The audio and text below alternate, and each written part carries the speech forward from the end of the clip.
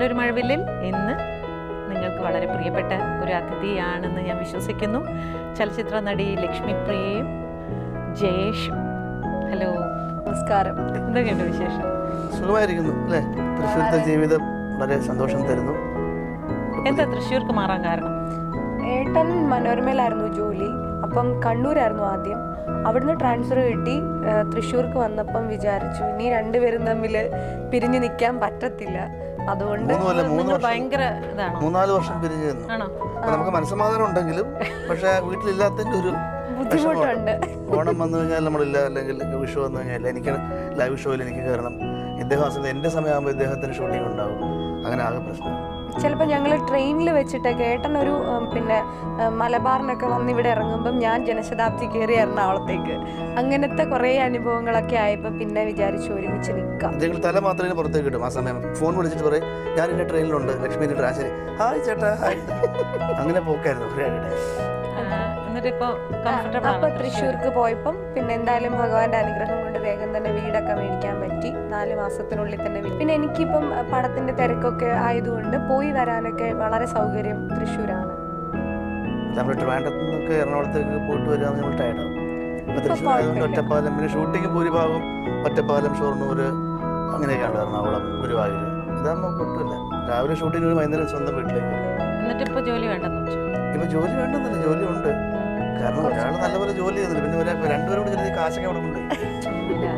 അതുകൊണ്ട് നമ്മൾ വിചാരിച്ചു ആരോ പറഞ്ഞവര് ഒരു ജോലി കിട്ടിയിട്ട് വേണം അവധി എടുക്കാൻ. എന്നിട്ട് ഞാനിപ്പോ അച്ഛന്റെ മ്യൂസിക് സ്കൂളും ഒക്കെ ആയിട്ട് അങ്ങനെ നോക്കി നടത്തുന്നു. മ്യൂസിക് സ്കൂൾ ഉണ്ടോ? ഉണ്ടായിരുന്നു. ആലാപനം സ്കൂൾ ഓഫ് മ്യൂസിക് അച്ഛനും വല്യച്ഛനും കൂടെ ചെയ്തതാണ്. ഇനിയിപ്പോൾ കേരളത്തിന്റെ പ്രധാനപ്പെട്ടത് കോഴിക്കോട്, എറണാകുളം, തൃശ്ശൂർ, ട്രിവാൻഡ്രം എല്ലായിടത്തും നമ്മുടെ ആലാപനം സ്കൂൾ ഓഫ് മ്യൂസിക്കിന്റെ ഒരു ബ്രാഞ്ച് വേണമെന്നുള്ളതാണ്. അപ്പൊ ഇവരെല്ലാരും കൂടെ അതിന്റെ ഒരു ശ്രമത്തിലൊക്കെയാണ്. അങ്ങനെ ഒരു സ്കൂൾ ഓപ്പൺ ചെയ്യാനുള്ളൊരു ശ്രമത്തിലൊക്കെയാണ്. ആക്ച്വലി കല്യാണം കഴിഞ്ഞിട്ടല്ലേ അഭിനയിക്കാൻ? തീർച്ചയായും. എന്താ ഈ സാധാരണ എല്ലാവരും അഭിനയിച്ചുകൊണ്ടിരിക്കുമ്പോൾ കല്യാണം കഴിച്ചിട്ട് അഭിനയം അങ്ങോട്ട് നിർത്തും. ഇതൊരു വളരെ വിചിത്രമായിട്ട് കല്യാണം കഴിഞ്ഞതിന് ശേഷം അഭിനയിക്കാൻ വരിക എന്ന് പറയുന്നത് എന്താ അതിനൊരു റീസൺ എന്താ? ഞാൻ ശരിക്കും ഒരു സ്കൂൾ ടൈം മുതലേ എൻ്റെ ഒരു ആഗ്രഹം എന്ന് പറയുന്നത് ഒരു സിനിമാ നടി അഭിനയിക്കാൻ വേണ്ടിയാണോ എന്നുള്ളതാണ്. ശരിക്കും എനിക്ക് തോന്നി ഇവർക്ക് കുറച്ച് കലയായിട്ടൊക്കെ കോണ്ടാക്ട് ഉണ്ട്, കലാ ഫീൽഡിലുള്ള കുറേ പേരായിട്ട് കോണ്ടാക്ട് ഉള്ളത് കൊണ്ട് എനിക്ക് അഭിനയിക്കാൻ പറ്റും എന്ന് എനിക്കറിയാമായിരുന്നു. പിന്നെ അതിന് മുന്നേ ഞങ്ങളിങ്ങനെ പ്രേമിച്ചൊക്കെ ഇരുന്ന സമയത്ത് എൻ്റെ കയ്യിൽ നിന്ന് ഫോട്ടോയൊക്കെ മേടിച്ചിട്ടുണ്ട്. പിന്നെ ഷാജിയം സാറിന് മറ്റോ കൊടുക്കാൻ വേണ്ടിയിട്ട് സീരിയലിൽ പരിപാടി. നമുക്ക് ജോലിയില്ല, നമ്മൾ അങ്ങനെ ആ സമയത്താണ് ഒരു കുട്ടിയുടെ ഫോട്ടോ മേടിക്കും. ഞാൻ ഒരുപാട് ഫോട്ടോ കൊണ്ട് പലയിടത്തും ചെന്നിട്ടുണ്ട്. പക്ഷെ അവർ പറഞ്ഞത് പിന്നെ ഇപ്പോൾ ഒരു നിങ്ങളെയൊക്കെ ഇപ്പോൾ സിനിമയിൽ അഭിനയിപ്പിക്കാൻ നിങ്ങൾ പാട്ടുകാരല്ലേ, നിങ്ങൾ പാടിയാൽ പോലെ. ഞാൻ പറഞ്ഞ ഇത്രയും സൗന്ദര്യം വെച്ച് നമ്മൾ പറഞ്ഞ് അഭിനയിക്കാണ്ടിരിക്കുന്നത് മോശമല്ലേ. അപ്പം അങ്ങനെ അല്ലേ, അങ്ങനെയൊക്കെ ഉണ്ടായിരുന്നു. പിന്നെ വീട്ടിൽ വന്ന് കല്യാണം കഴിഞ്ഞ് ജയശേട്ടനെ വീട്ടിൽ വരുമ്പോഴത്തേന് അമ്മയാണ് ആദ്യം ഇങ്ങനെ എൻ്റെ സിസ്റ്റർ ഇൻ ലോയ്ക്ക് വേണ്ടിയിട്ടൊരു ചാൻസ് വന്നിട്ടുണ്ടായിരുന്നു സീരിയലിൻ്റെ. അപ്പം പിന്നെ അമ്മയാണ് പറയുന്നത് ശരിക്കും ഇവിടെ വേറൊരു കുട്ടിയുണ്ട്, ഷീന ഇപ്പോൾ കല്യാണം കഴിഞ്ഞ് ദുബായിലേക്ക് പോയി, ഇപ്പോൾ വേറൊരു കുട്ടിയുണ്ട്, നിങ്ങൾക്ക് പറ്റുമെങ്കിൽ വന്നൊന്ന് നോക്കൂ എന്ന് പറഞ്ഞു. അപ്പം ഇവരെല്ലാം ഈ കലാകാർ തന്നെ ആയതുകൊണ്ട് നമ്മൾ അഭിനയിക്കുന്നൊരു യാതൊരു ഒബ്ജക്ഷനും ഇവരുടെ വീട്ടിൽ നിന്ന് ഉണ്ടായിരുന്നില്ല. അവരൊരു കംപ്ലീറ്റ് അങ്ങനെ ഒരു മദർ ഇൻ ലോ പറയണമെങ്കിൽ ഈ പറഞ്ഞവര് നേരത്തെ ലക്ഷ്മി പറഞ്ഞിരുന്നോ എനിക്ക് അഭിനയിക്കണം എന്റെ ആഗ്രഹം അവർക്ക് ഐഡിയ ഉണ്ടായിരുന്നു. കാരണം ഇദ്ദേഹത്തിനെ പ്രേമിച്ചാൽ നിങ്ങൾ രണ്ടുപേരും ഈ ആഗ്രഹം ഒളിപ്പിച്ചു വെച്ചാണ് ഈ കല്യാണം നടത്തിയതല്ലേ? പ്രേമിക്കുമ്പോൾ പലതും ഒളിപ്പിച്ചു. നമ്മൾ ജീവിക്കുമ്പോഴെല്ലാം സത്യങ്ങളെല്ലാം വിളിച്ചത് വരും. അപ്പൊ ഇദ്ദേഹം ഓർത്തു ആ കലാകുടുംബം എല്ലാവരും ആക്ടേഴ്സും ഗായകരും ഒക്കെയാണ്. അപ്പൊ ഞാൻ എനിക്ക് സിനിമയിൽ അഭിനയിക്കണമെന്ന് പറഞ്ഞ് ഒരിക്കലും വേണ്ടെന്ന് പറയില്ല. മറ്റേ സിനിമയിലെ പട്ടണക്കാട് പുരുഷോത്തമനാണ് എന്ന് പറഞ്ഞ ഇംഗ്ലീഷ് മീഡിയം അല്ലേ സിനിമയിൽ എന്ന് പറഞ്ഞ മാതിരി പട്ടണക്കാട് പുരുഷോത്തമന്റെ മകനാണെന്ന് പറഞ്ഞിട്ടാണോ പ്രണയിച്ചത്? ശരിക്കും ആദ്യം ഞാൻ അച്ഛനെയാണ് കാണുന്നത്. അച്ഛന് ശരിക്കും ഞങ്ങളുടെ വീട്ടിലെ ഗാനമേളയുടെ റിഹേഴ്സലായിട്ട് വന്നതാണ് അച്ഛനും അച്ഛൻ്റെ വേറൊരു ഫ്രണ്ടും കൂടെ ചേർന്നിട്ട് പഴയ ഗാനങ്ങളുടെ ഒരു ട്രൂപ്പ് ഫോം ചെയ്തിട്ട് ഇവരങ്ങനെ വന്നിട്ട് അച്ഛനും ഞാനും കൂടെ ഭയങ്കര കൂട്ടായൊക്കെ കഴിഞ്ഞിട്ടാണ് ശരിക്കും ഞാൻ ജയ്ഷേട്ടനെ പരിചയപ്പെടുന്നതൊക്കെ. അപ്പം അച്ഛൻ എപ്പോഴും ഇങ്ങനെ പറയും, മോളെ കണ്ടു കഴിഞ്ഞാൽ പുറത്തെ ഒരാളായിട്ട് തോന്നുകയില്ല, അതുകൊണ്ട് എൻ്റെ ഏതെങ്കിലും ഒരു മകനെ കൊണ്ട് ഞാൻ നിന്നെ കെട്ടിക്കും എന്നൊക്കെ അച്ഛൻ എപ്പോഴും പറയുമായിരുന്നു. പക്ഷെ അച്ഛനെ ചേട്ടനെ കൊണ്ട് കെട്ടിക്കണമെന്ന് ആഗ്രഹം. പക്ഷെ ചേട്ടൻ എൻ്റർ ചെയ്യുന്നതിന് ഞാൻ എൻ്റർ ചെയ്ത് പോയതുകൊണ്ട് ഓരോ വിധി ഉണ്ടല്ലോ, വരാനുള്ള വഴി തങ്ങൂല. ഒരാളെ പ്രണയിച്ചിട്ടുള്ളോ? ഞാൻ ഒരുപാട് പേര് പ്രണയിച്ചിട്ടുണ്ട്. പക്ഷെ കല്യാണം ഫിക്സ് കഴിക്കണം ചെയ്തോ ഇപ്പൊ? എന്നിട്ട് അവസാനം നിർത്തിയോ? പക്ഷെ നിർത്തേണ്ടി വന്നു. അദ്ദേഹം അങ്ങനെയുള്ള ഒരു കുരുക്കാണ് ഇട്ടത്. അതുകൊണ്ട് പിന്നെ എങ്ങനെയാ ബേസിക്കലി ആദ്യം നമുക്ക് സത്യസന്ധമായിട്ട് സത്യസന്ധമായിട്ട് പറയാം. നമുക്ക് എന്നിട്ട് പിന്നെ നമുക്ക് വേണമെങ്കിൽ എഡിറ്റ് ചെയ്യാം. അല്ല, ഈയിടെ എനിക്ക് പുള്ളിയെ കൊണ്ട് ഒരു കാര്യം സാധിക്കാനില്ലാത്തതുകൊണ്ട് സത്യസന്ധമായ അഭിപ്രായം ഞാൻ പറയാം. സാധിക്കാനുള്ളതൊക്കെ സാധിച്ചു കഴിഞ്ഞു. ഇന്നലെ വരെ ഉള്ള വീട് വാങ്ങിച്ചു, വീട് വാങ്ങിച്ചു, വണ്ടിയൊക്കെ വാങ്ങി, എല്ലാം ചെയ്തു, നമ്മള് സെറ്റിൽ ചെയ്തു. ഇനി പറഞ്ഞു. അപ്പൊ എന്താ പറയാ, എല്ലാ കാര്യങ്ങളും വളരെ ഓപ്പൺ ആയിട്ട് പറയുന്നതാണ്. ഒരു കാര്യവും രഹസ്യവും മനസ്സിലേക്ക് സൂക്ഷിച്ച് വേറെ. അത് ഞാൻ കല്യാണത്തിന് മുമ്പ് ഇദ്ദേഹത്തിനെ പറ്റി അറിഞ്ഞതും കല്യാണത്തിന് ശേഷം അറിഞ്ഞതെല്ലാം സെയിം. അപ്പോൾ അതുകൊണ്ട് എനിക്ക് പ്രത്യേകിച്ച് അങ്ങനെ നമ്മൾ കല്യാണം കഴിക്കാൻ വേണ്ടിയിട്ട് കള്ളം പറഞ്ഞതോ അങ്ങനെയും തോന്നിയിട്ടില്ല. അപ്പോൾ ആ ഓപ്പൺ മെൻറ്റാലിറ്റി തന്നെ എനിക്ക് പുള്ളിയുടെ ഒരു ഇഷ്ടം തോന്നാനൊരു വലിയൊരു കാര്യം. നേരത്തെ പറഞ്ഞ പോലെ ഇദ്ദേഹത്തിൻ്റെ എൻ്റെ അച്ഛൻ്റെ സുഹൃത്തായിരുന്നു. അപ്പോൾ കൊല്ലത്ത് ആ സമയത്ത് കൊല്ലത്തും ഒരുപാട് പ്രോഗ്രാംസ് ഒക്കെ ഉണ്ടായിരുന്നതുകൊണ്ട് കൊല്ലം ബേസ് ചെയ്ത ഒരു വീട്ടിലാണ് റിഹേഴ്സൽ എന്ന് പറഞ്ഞു. അപ്പോഴെനിക്കറിയില്ല ഇദ്ദേഹത്തിൻ്റെ വീടാണ്. അങ്ങനെ ചെന്നു പാട്ട് റിഹേഴ്സലൊക്കെ നോക്കിക്കൊണ്ടിരുന്നപ്പോഴത്തേക്ക് ഇദ്ദേഹത്തിന് ഒന്നിങ്ങനെ ഒളിഞ്ഞും പാത്തുന്ന പണ്ടത്തെ കൊട്ടാരത്തിലെ ഞങ്ങള് ഫോണിൽ സംസാരിച്ചിട്ടുണ്ട്. അച്ഛൻ സംസാരിപ്പിച്ചിട്ടുണ്ടായിരുന്നു. അപ്പം എനിക്ക് ഞാൻ പറഞ്ഞു, അച്ഛൻ എപ്പോഴും പറയുന്ന അച്ഛൻ്റെ മക്കളൊക്കെ ഭയങ്കര ടാലന്റഡ് ആണ്, ഭയങ്കര മുത്തുകളാണെന്നൊക്കെയാണ് പറയുന്നത്. അല്ല അല്ല മുത്താണ്, പക്ഷെ കറുത്ത അപ്പം അച്ഛനോട് അച്ഛൻ ഇങ്ങനെയൊക്കെ പറഞ്ഞിട്ടുള്ളത് കൊണ്ട് ഞാൻ പറഞ്ഞു, എനിക്ക് ചേട്ടൻ ഒരു പാട്ട് പാടിത്തരുമോ ഫോണിലെന്ന് ചോദിച്ചു. അപ്പം ചേട്ടൻ പറഞ്ഞാൽ പാടാലോ, ഏത് പാട്ട് പാടണമെന്ന് ചോദിച്ചു. ഞാൻ പറഞ്ഞു അകലെ അകലെ നീലാകാശം. അതൊക്കെ ഫോണിൽ കൂടെ പാടാൻ കുറച്ച് ബുദ്ധിമുട്ടല്ല. പാട്ട് പാടി ഒരുപാട് സ്ത്രീകൾ വെട്ടിലായിട്ടുണ്ട്. പാടൂ, ഈ പാട്ട് ഇപ്പൊ ഒന്ന് പാടൂ. പാട്ട് പാടി തന്നു. അതിനുള്ള ധൈര്യം ഇല്ലേ? അതിനുള്ള ധൈര്യം ഇപ്പൊ ഇല്ല. പാടാൻ നോക്കുന്ന സമയം വരുന്നുണ്ട്. ആദ്യമേ പാടിയിട്ട് മൂടുകളെ. അങ്ങനെ ചേട്ടൻ അത് പാടി തന്നു. കൊള്ളാലോ പാർട്ടിന്ന് ഞാൻ മനസ്സിൽ വിചാരിച്ചു. പിന്നെ അതിനേക്കാൾ ഉപരി ചേട്ടൻ്റെ ഒരു സ്വഭാവം ഭയങ്കര ഇന്നസെന്റ് ആണ് ആള്. അപ്പം എനിക്ക് ഒരു വലിയ സൈസുള്ള ഒരാള്, ഭയങ്കര ഒരു ഭർത്താവ് എന്ന് പറഞ്ഞിട്ട് എന്നെ കൊച്ചിലെ വീട്ടിൽ പേടിപ്പിക്കുന്ന തന്നെ, നിന്നെ കെട്ടിച്ചു വിടട്ടെ അപ്പോഴാണ് നീ അനുഭവിക്കാൻ പോകുന്നതെന്നൊക്കെ പറഞ്ഞിട്ട്, ദൈവമേ ഭർത്താവ് എന്ന് പറഞ്ഞാൽ ഗുണ്ടേ വല്ലതും ആണോ, ഇങ്ങനത്തെ ഒക്കെ ഒരു പേടി എനിക്ക് ചെറുപ്പത്തിലുണ്ടായിരുന്നു. അപ്പം ചേട്ടൻ വന്ന് കഴിഞ്ഞപ്പോഴത്തേക്കിനും ചേട്ടൻ്റെ സ്വഭാവമൊക്കെ ഭയങ്കര ഇഷ്ടപ്പെട്ടു. നമ്മളെ ഭയങ്കരമായിട്ട് കെയർ ചെയ്ത് മോളെ മക്കളെ കുട്ടാന്നൊക്കെ വിളിച്ചു നോക്കുന്ന ഒരാള്. പക്ഷെ അതെല്ലാരും അങ്ങനെ തന്നെയാണ് അല്ലേ? എന്നെക്കാൾ കുട്ടിയാണ്, അതുകൊണ്ട് പെട്ടെന്ന് അങ്ങനെ എനിക്ക് കുറെ വർഷമായിട്ട് അറിയിച്ചേ ഭാഗ്യ ചേച്ചി വളരെ നന്നായിട്ട് അറിയുന്നുണ്ട്. അപ്പം അങ്ങനെ എനിക്ക് ഭയങ്കര ഇഷ്ടപ്പെട്ടു. അങ്ങനെ പ്രേമിച്ചു. 12th കഴിഞ്ഞ ഉടനെ കല്യാണം കഴിച്ചു. ഇവിടെ ശാസ്ത്രമംഗലത്തെ രജിസ്റ്റർ ഓഫീസിൽ ഞങ്ങള് രജിസ്റ്റർ ചെയ്യാൻ വേണ്ടിട്ട് വന്നു, ആരും അറിയാണ്ട്. അപ്പം വന്നപ്പോഴത്തേക്കിനും ഞാൻ വലിയ ചോളിയൊക്കെ ഗാഗ്ര ചോളിയൊക്കെ ഇട്ട് മുടിയൊക്കെ ഭയങ്കര സ്റ്റൈലായിട്ടിട്ട് സ്കൂളിൽ നിന്നാണ് വന്നിരിക്കുന്നതേ കല്യാണം കഴിക്കാൻ വേണ്ടി. അപ്പം എന്നെ കണ്ടപ്പം രജിസ്ട്രാർ ഇങ്ങനെയൊക്കെ. നിങ്ങൾ അങ്ങനെ കല്യാണം കഴിക്കാൻ പോയത്? വെറുതെ നമുക്ക് അപ്പോഴത്തെ ഈ ഒളിച്ചോടി പോയി കല്യാണം കഴിക്കാന്നുള്ള പക്ഷെ അച്ഛൻ അപ്പൊ സപ്പോർട്ട് ചെയ്തെങ്കിലും എന്റെ വീട്ടിലും ഒക്കെ മൊത്തത്തിൽ കുറച്ച് പ്രശ്നങ്ങൾ വരുന്നത് കൊണ്ട് പിന്നെ അച്ഛനെ അതിനെ ഒരു കാര്യമാക്കിയില്ല. അപ്പൊ അങ്ങനെ ഇപ്പൊ പ്രശ്നമായപ്പോഴത്തേനും ഞങ്ങൾ വിചാരിച്ചു അച്ഛനായിട്ട് ആലോചിച്ചത്. പിന്നെ അച്ഛൻ എന്തിനാണ് അങ്ങനെ വേണ്ടാന്ന് വെച്ചത് എന്റെ വീട്ടിൽ അത്രയ്ക്കും പ്രഷർ ഉണ്ടായിരുന്നു. അച്ഛന് അത്ര പറ്റില്ല എന്നൊരിതുണ്ടായിരുന്നു. പിന്നെ ഞാൻ ചെറിയ കുട്ടിയല്ലേ, +2 പഠിക്കുന്ന കുട്ടി. അപ്പം വിദ്യാഭ്യാസം ചെറിയ കുട്ടി കല്യാണം കഴിക്കാൻ അച്ഛൻ അങ്ങനെയാണ് വിചാരിച്ചിരുന്നത്. ഞാൻ മാനസികമായിട്ട് വളരെ മുതിർന്നതാണെങ്കിലും. അപ്പം അങ്ങനെ രജിസ്റ്റർ ഓഫീസിൽ വന്നപ്പോ പുള്ളി എന്നെ ഇങ്ങനെ നോക്കി കഴിഞ്ഞിട്ട് SSLC ബുക്ക് എടുക്കും. SSLC ബുക്ക് കൊടുത്തപ്പം ഏജ് ആയിട്ടില്ല, പ്രായമായിട്ടില്ല. ഒരുപാട് വർഷം മുമ്പേ കഴിഞ്ഞു. 4 പ്രാവശ്യം പ്രായമായി. അപ്പൊ ഉടനെ രജിസ്ട്രാർ പറഞ്ഞു പറ്റത്തില്ല, ഇതൊന്നും ഇവിടെ നടക്കത്തില്ല, മര്യാദയ്ക്ക് വീട്ടിൽ പോക്കോ കൊച്ചേ എന്നൊക്കെ പറഞ്ഞു വിടാം. ഇപ്പൊ ശാസ്ത്രമംഗലത്തെ രജിസ്റ്റർ ഓഫീസ് കുറച്ച് താഴെയല്ലേ ഇരിക്കണേ. അപ്പൊ ഈ മുകളിലത്തെ റോഡിൽ കൂടെ നടന്നു പോകുമ്പോ ഞാൻ ചേട്ടൻ്റെ അടുത്ത്, ചേട്ടാ ആ പുള്ളിക്കാരനെ നമുക്ക് കുറച്ച് കൈക്കൂലി കൊടുത്താലോ എന്നിട്ട് അതൊക്കെ കഴിഞ്ഞിട്ട് വീണ്ടും ഞങ്ങൾ സമയമായി 6 മാസം 7 മാസം എന്തോ കഴിഞ്ഞാലേ സമയമുള്ളൂ. അപ്പോഴത്തേക്കിന് വീണ്ടും വന്നപ്പോഴത്തേനും ഞാൻ മുണ്ടും നേരിയതൊക്കെ കൊടുത്ത് വേഷം കംപ്ലീറ്റ് അങ്ങ് മാറ്റി. വേറെ എവിടെയും പോകാനും നിവൃത്തിയില്ല, അവിടെ തന്നെ വരണം. കുട്ടിയല്ലേ, എനിക്ക് കുറച്ച് കൈക്കൂലി തന്നാ കല്യാണം നടത്തുമെന്ന് ചോദിച്ചത് എന്ന് ചോദിച്ചു. അപ്പൊ ഞാൻ പറഞ്ഞു ഞാൻ റോഡിൽ കൂടെ പറഞ്ഞോണ്ട് പോകുന്നത് ഞങ്ങള് കേട്ടു. എല്ലാം പറഞ്ഞു നിങ്ങൾക്ക് കല്യാണമൊക്കെ നടത്തണമല്ലേ. അവസാനം പോകാൻ നേരത്ത് സാറിൻ്റെ മോനല്ലേ. ഞാൻ പറഞ്ഞു അതെ. അപ്പം എനിക്കറിയാം ഇത് കുളമാക്കും. അച്ഛൻ്റെ ഒരു ഫ്രണ്ട് ഞങ്ങളെ വിളിച്ചിട്ട് പറഞ്ഞു ഞങ്ങളൊരു വീട് അറേഞ്ച് ചെയ്ത് തരാമെന്ന് പറഞ്ഞിട്ട് വെഞ്ഞാറമൂട്ടിലാണ്. അപ്പം ആ അങ്കിള് ഞങ്ങൾക്ക് വീട് അറേഞ്ച് ചെയ്ത് തന്നു. അത് അച്ഛൻ പറഞ്ഞിട്ടാണെന്ന് പിന്നീടാണ് ഞങ്ങൾ അറിയുന്നത്. അല്ല ഞങ്ങൾ കുറേ സെൻറ്റൊക്കെ മുഴക്കി. കാരണം ഞാൻ പറഞ്ഞു അച്ഛൻ്റെ മകൻ അങ്ങനെ കല്യാണം കഴിച്ച് ഹോട്ടലിലും വീഴ്ച എന്താ വാടകയ്ക്ക് വീടെടുത്തു അങ്ങനെയൊക്കെ ഒറ്റയ്ക്ക് താമസിക്കുന്നതാണ് വിധിയെങ്കിൽ പിന്നെ എന്ത് ചെയ്യാൻ പറ്റും. പക്ഷെ ഞങ്ങളൊരു 6 മാസമൊക്കെ അങ്ങനെ താമസിച്ചുള്ളൂ. അപ്പോഴത്തേക്കിനും അച്ഛനും അമ്മയും കൂടെ വീട്ടിലേക്ക് വിളിച്ചു. ഞങ്ങൾ പിന്നെ ആദ്യത്തെ ഓണത്തിന് തന്നെ അവർ തിരിച്ചു വിളിച്ചു. ഒറ്റയ്ക്ക് താമസിച്ച് ശരിയാവില്ല. ഒരാൾക്കെങ്കിലും ഒരു മെച്യൂരിറ്റി ഉണ്ടായിരുന്നെങ്കിൽ അവർ ഒറ്റയ്ക്ക് താമസിച്ചോളൂ. പക്ഷെ രണ്ടുപേരും മെച്യൂർഡാണ്. പക്ഷെ എനിക്ക് അങ്ങനെ മസിൽ പിടിച്ചിരിക്കുന്ന ഇഷ്ടമല്ല. ഇപ്പൊ ഭർത്താവാണ് എൻ്റെ വീട്ടിൽ ഞാനല്ലെങ്കിൽ എൻ്റെ ഭാര്യ നോക്കുമ്പോൾ ചായ കൊണ്ട് അതല്ലേ ആ ഒരു സ്വഭാവമാണ് എന്നെ ആകർഷിച്ചത്. അങ്ങനെ എൻ്റെ ആവശ്യമില്ല. എന്തിനാ മസിൽ പിടിച്ചാലേ ഭർത്താവും അങ്ങനെ ഒരിടത്ത് എഴുതി വെച്ചിട്ടില്ല. ഫ്രണ്ട്ലി അവൾക്ക് അവളുടെ ഒരു ഫ്രണ്ടാണെന്ന് തോന്നുക. ഞാൻ മീശ പിരിക്കും തോറും ഇങ്ങനെ എന്തെങ്കിലും അകന്നു പോയിക്കൊണ്ടിരിക്കും. എന്നാലും ഇടയ്ക്ക് മീശ പിരിക്കാറുണ്ടേ. അത് വേണം, അതെനിക്കറിയാം. അത് വേണം, അത് വേണം. മീശ പിരിക്കുന്ന പ്രവൃത്തികളൊക്കെ ചെയ്യോ? ചിലപ്പോ പെട്ടെന്ന് ദേഷ്യം. ഞാൻ വളരെ ഷോർട്ട് ടെമ്പേർഡ് ആണ്. അപ്പൊ എനിക്ക് പെട്ടെന്ന് ദേഷ്യം വരും. അപ്പൊ ഇങ്ങനെ പറയാവൂ, ഇപ്പൊ ഹസ്ബൻഡിനോട് ഇന്ന രീതിയിലേ സംസാരിക്കാവൂ എന്നൊന്നും ഇല്ല എനിക്ക്. അപ്പൊ ഞാൻ വയലന്റ് ആയി കഴിഞ്ഞാൽ പിന്നെ കഴിഞ്ഞു.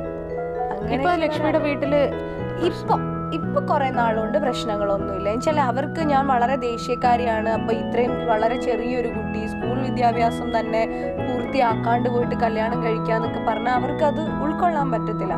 അപ്പം അതിന്റെ അന്നേരം എൻ്റെ അച്ഛനൊക്കെ പറഞ്ഞു അത്രേ എന്തായാലും എല്ലാം പഠിച്ചിട്ട് തിരിച്ചു വരും. ഞാൻ തിരിച്ചു ചെല്ലുന്നത് തന്നെ അത്രേ പ്രതീക്ഷിച്ചിരുന്നത്.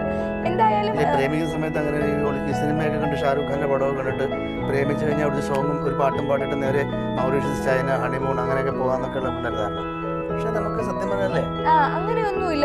എനിക്ക് പാചകം അറിയില്ല, വീട് ക്ലീൻ ചെയ്യാൻ ഒന്നും എനിക്ക് അറിയത്തില്ലായിരുന്നു. ആദ്യമൊക്കെ ഹോട്ടലിൽ നിന്നായിരുന്നു ഭക്ഷണം വാങ്ങുന്നത്. എനിക്ക് മനസ്സിലായി ഏട്ടന്റെ കയ്യിലുള്ള കാശ് കുറഞ്ഞുകൊണ്ടിരിക്കുകയാണെന്ന് മനസ്സിലായി. അപ്പൊ ഞാൻ ഏട്ടന്റെ അടുത്ത് പറഞ്ഞു ഹോട്ടലിലാണ് നമ്മൾ താമസിക്കുന്നത്, എന്നാലേ നമുക്ക് പോയിട്ട് സ്റ്റവ് ഒക്കെ മേടിക്കാം എന്ന് പറഞ്ഞിട്ട് ഞങ്ങൾ പോയി സ്റ്റവ് ഒക്കെ മേടിച്ചു കൊണ്ടുവന്നിട്ട് ആ ഹോട്ടലിലെ ഒരു സൈഡിൽ വെച്ചിട്ട് ആണ് കുക്ക് ചെയ്യാൻ തുടങ്ങി. കുക്ക് ചെയ്യാൻ എനിക്ക് ഒന്നും അറിയത്തില്ല, എന്നാലും ചോറ് വെക്കും. ഹോട്ടലുകാർ അതിനൊക്കെ സമ്മതിച്ചു. ഞങ്ങളെച്ചാ കുറെ നാളായിട്ട് താമസിക്കുമല്ലോ, 1.5 മാസമായിട്ടൊക്കെ ഹോട്ടലിൽ തന്നെയായിരുന്നു താമസിക്കുന്നത്.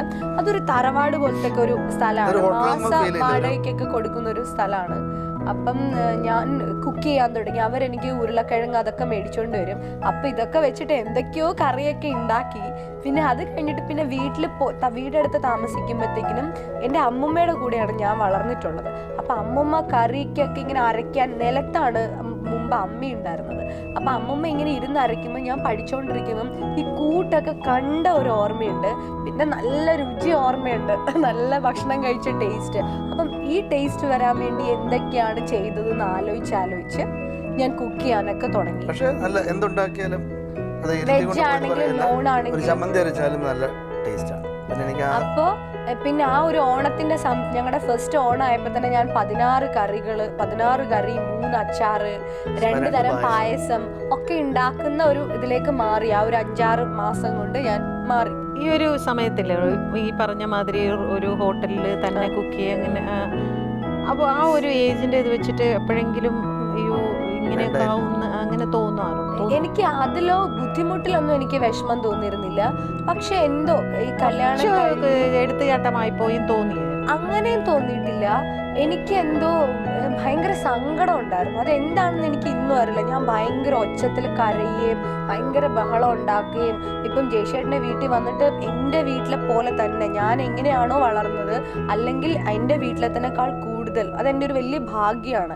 അച്ഛനാണെങ്കിലും അമ്മയാണെങ്കിലും ചേച്ചിമാരാണെങ്കിലും അവരുടെ ഭർത്താക്കന്മാരാണെങ്കിലും ജയശേട്ടൻ്റെ ചേട്ടനാണെങ്കിലും ഒക്കെ ഒരു കൊച്ചിനെ നോക്കുന്ന പോലെ എന്നെ നന്നായി നോക്കുന്നുണ്ടായിരുന്നു. എന്നാൽ പോലും ഞാൻ ഭയങ്കര ഇറിറ്റേറ്റഡ് ആയിരുന്നു ആ സമയത്ത്. എനിക്ക് എന്തോ ഭയങ്കര സങ്കടം, ഭയങ്കര അലറി കരയുക, ഒച്ച ഉണ്ടാക്കുക, അങ്ങനെയൊക്കെ ഭയങ്കര പ്രശ്നങ്ങൾ എനിക്ക് ആ സമയത്ത് ഉണ്ടായിരുന്നു. അത് എന്താണ് അച്ഛനും അമ്മയും പറ്റിച്ചു. അത് ഞങ്ങൾ പുറത്ത് കാണിക്കുന്നില്ല. നമ്മൾ തെറ്റായി ഇത്രയൊക്കെ വളർത്തിക്കൊണ്ടുവന്നില്ല. എൻ്റെ അച്ഛനും അമ്മയായിട്ട് ഞാൻ പോയി പെണ്ണ് ചിരിച്ച് കാണിച്ചപ്പോൾ തെറ്റായിരുന്നു. അതുകൊണ്ടുള്ളൊരു പ്രശ്നം അതെല്ലാവർക്കും ഉണ്ടാവും. നിങ്ങൾ കരയും, നമ്മൾ കരയില്ല. അങ്ങനെ എനിക്ക് ഇറങ്ങി പോകണം അങ്ങനെയൊക്കെ ഉണ്ടായിരുന്നു. എന്നാൽ ഇത്രയും നന്നായി നോക്കുന്നുണ്ട്, എന്നാലും അങ്ങനത്തെ വിഷമങ്ങളൊക്കെ ഉണ്ടായിരുന്നു. പക്ഷെ ഞാൻ എപ്പോഴും വീട്ടിലേക്ക് തിരിച്ച് ചെല്ലില്ല എന്ന് ഭയങ്കര വാശിയുണ്ടായിരുന്നു. എൻ്റെ അച്ഛൻ എന്താണോ പറഞ്ഞു എന്ന് ഞാൻ അറിഞ്ഞത് അത് ഞാൻ ചെയ്യില്ല എന്നുണ്ടായിരുന്നു. പിന്നെ എനിക്ക് തോന്നുന്നുണ്ട് എപ്പോഴും നമ്മൾ കല്യാണം കഴിച്ച് ആദ്യത്തെ ആ ഒരു കുറച്ച് നാളിനുള്ളിലാണ് ഇപ്പോൾ കൂടുതലും ഡിവോഴ്സൊക്കെ നടക്കുന്നതെന്ന് തോന്നുന്നുണ്ട്. എത്ര നമ്മൾ പ്രേമിച്ചു ചക്കരയും ബാലുമായിട്ട് നമ്മൾ ഇരുന്നാലും ഈ എന്തൊക്കെയോ ചില കാര്യങ്ങൾ നമ്മളെ പിൻവലിക്കും. അപ്പം അത് അഡ്ജസ്റ്റ് ചെയ്ത് ജീവിക്കാനുള്ളൊരു കഴിവ് നമുക്ക് ഗ്രാജുവലിയേ വരുള്ളൂ. കുറേ നാൾ ജീവിച്ച് വരുമ്പോഴാണ് നമുക്കത് മനസ്സിലാവുന്നത്. അത് അല്ലെങ്കിൽ നമുക്കും തോന്നും ഇട്ടെറിഞ്ഞിട്ട് പോവാം എന്നൊക്കെ, ചെറിയ ചെറിയ കാര്യങ്ങൾക്കൊക്കെ വഴക്കുണ്ടാക്കി അങ്ങനെയൊക്കെ തോന്നും. കുറച്ച് നാളും കൂടി അല്ല, അത് വേറൊന്നുമല്ല, വിവാഹം കഴിക്കാൻ ഡിസിഷൻ എടുക്കുന്നതും ഫാസ്റ്റ് ആയിട്ടാണ്, അത് വേണ്ടെന്ന് വെക്കുന്നതും ഫാസ്റ്റ് ആയിട്ടാണ്. അതുകൊണ്ടാണ് അതൊന്നും ആലോചിച്ചാൽ ഇതും ആലോചിക്കാവുന്നതേ ഉള്ളൂ. നല്ലൊരു ഭാര്യയാണ് എന്ന് പേരെടുക്കാൻ വേണ്ടിയുള്ളൊരു അങ്ങനത്തെ ഒരു ശ്രമമൊന്നുമല്ല. എനിക്ക് ഭയങ്കര ഇഷ്ടം. കാരണം രണ്ട് തരം തോന്നൽ എനിക്ക് തോന്നിയിട്ടുണ്ട്. അത് പറയാം, ചില സമയത്ത് തോന്നും ഇത്ര ഒരു പെണ്ണിനെ ഈ ലോകത്തൊരിടത്ത് കിട്ടില്ല, അതേപോലെ തന്നെ ഇത്ര ഒരു ജീവി ലോകത്തൊന്നും ഇല്ലല്ലോ ദൈവം. വെളുത്ത ഭൂതമേന്നൊക്കെ വിളിക്കും ചിലപ്പോ. ഫോട്ടോയിലൊക്കെ നോക്കിട്ട് മാതാവിന്റെ മുഖവും പിശാചിന്റെ സ്വഭാവം. ഈ ലേറ്റ് നൈറ്റ് ഒക്കെ ഷൂട്ടിംഗ് കഴിഞ്ഞ് വന്നാലും പിറ്റേ ദിവസം രാവിലെ എണീറ്റ് ഈ ജോലിയൊക്കെ ചെയ്യും. ക്ലീനിങ്ങും കുക്കിങ്ങും വാഷിങ്ങും അങ്ങനെ. വാഷിംഗ് ഒക്കെ മെഷീൻ അല്ലേ, എന്നാലും ചെയ്യും. കറിയൊക്കെ ആയിരിക്കും ഷൂട്ടിംഗ് കഴിഞ്ഞ് വന്നാൽ ഞാൻ പിറ്റേ ദിവസം 10 മണിക്ക് ഞാൻ വരും. കാരണം അതിനു മുമ്പ് ഞാൻ എഴുന്നേറ്റ് കാര്യമില്ല. നല്ല പിശുക്കും ജയേഷ് നല്ല ലാവിഷാണ്. ഇല്ല, രണ്ടുപേരും. ഞാനാണ് ലാവിഷ്, ജയേഷേട്ടൻ ഭയങ്കര പിശുക്കനാണ്. ഞാൻ ഭയങ്കര ലാവിഷ് എന്ന് പറയാൻ പറ്റില്ല. എനിക്കിപ്പോ ഒരു ബ്രാൻഡ് ഭയങ്കര കോൺഷ്യസ് ആണ്. എല്ലാം നല്ല സാധനങ്ങൾ മേടിക്കുക, വില കുറഞ്ഞ സ്ഥലത്ത്, അതൊന്നും എനിക്ക് പറ്റത്തില്ല. അപ്പം ഡ്രസ്സിനോട് ഭയങ്കര കമ്പമാണ്.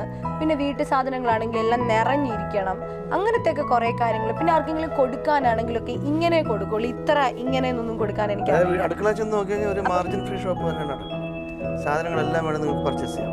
എനിക്ക് ഇഷ്ടമല്ല.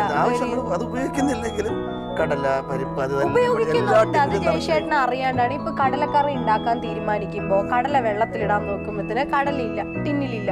ജയശേട്ടാ കടലയില്ല എന്ന് പറയുന്ന മോശമല്ലേ? അതിലും നല്ലത് എപ്പോഴും എല്ലാ കാര്യങ്ങളും നിറച്ചു വയ്ക്കുക. ഉപയോഗിക്കാതിരിക്കുകയൊക്കെ പിന്നത്തെ കാര്യമാണ്. ഈ എന്ത് ടൈപ്പ് ഓഫ് ക്യാരക്ടേഴ്സ് ആണ് ശരിക്കും എക്സ്പെക്ട് ചെയ്യുന്നത്? ആക്ച്വലി വളരെ ബോൾഡ് ആയിട്ടുള്ള ക്യാരക്ടേഴ്സ്. മുമ്പ് സീമ ചേച്ചിയൊക്കെ ചെയ്തിരുന്നില്ലേ? അപ്പം എനിക്ക് സീമ ചേച്ചിയുടെ അഭിനയം എന്ന് പറഞ്ഞാൽ ഭയങ്കര അതിശയാണ്. എന്നെ എപ്പോഴും ഭയങ്കര വിസ്മയിപ്പിച്ചിട്ടുള്ള 2 ആർട്ടിസ്റ്റുകളാണ്, ലേഡി ആർട്ടിസ്റ്റുകൾ. ഒന്ന് ലളിതാമ്മ, ഒന്ന് സീമ ചേച്ചി. സീമ ചേച്ചിയുടെ കൂടെ ഞാൻ അഭിനയിച്ചിട്ടില്ല, ജസ്റ്റ് ഞാൻ കണ്ടിട്ടുണ്ട്, അത്രേ ഉള്ളൂ.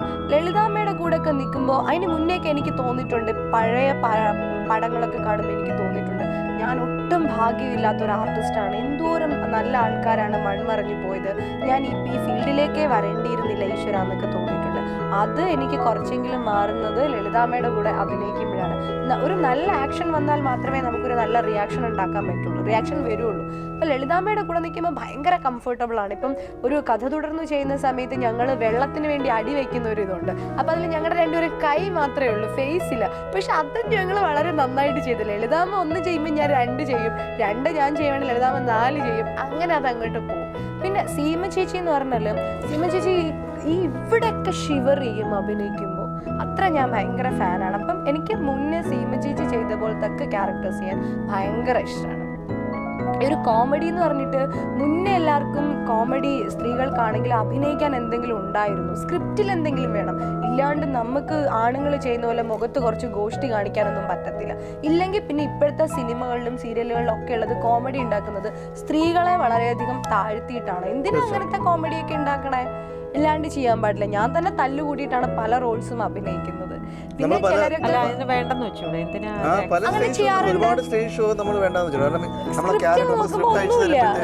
അതിനകത്ത് മുഴുവൻ സ്ത്രീകളുടെ വസ്ത്രധാരണത്തെ പറ്റിയിട്ടും അവരെ മൈനസ് ചെയ്തുകൊണ്ടുള്ള കോമഡി അങ്ങനെയൊന്നും അല്ല, അല്ലാണ്ട് എന്തെല്ലാം കോമഡി ഉണ്ടാക്കാം, തമാശകളുണ്ട്. പിന്നെ ഇദ്ദേഹത്തിനെ സംബന്ധിച്ചത് ഒരു ഈ കോമഡി വേഷം അല്ലെങ്കിൽ ഒരു പോലീസുകാരി അല്ലെങ്കിൽ അഡ്വക്കേറ്റ് അല്ലെങ്കിൽ അങ്ങനെ ഒരു വ്യത്യാസമില്ല.